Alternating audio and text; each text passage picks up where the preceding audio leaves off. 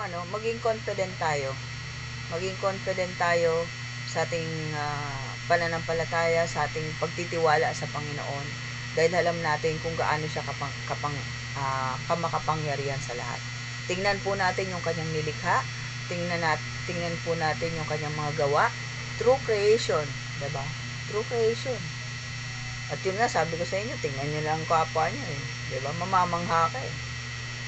May kilay, may ilong, may ano, lahat, diba? Perfect. Tama ba? Lahat ng gawa niya, perfect. Hindi pwedeng baligtad ang ilong. Dahil sasaluhin lahat ng ano, diba? Hindi pwede. So, perfect talaga. Ginawa yung mata, dalawa. Kasi pag nakakita ka na po ba kayo ng ano, Cyclops, iisa mata. Diba? Ang sama ng tingnan. Parang ang pangit tingnan, diba? Talagang hindi lang parang talagang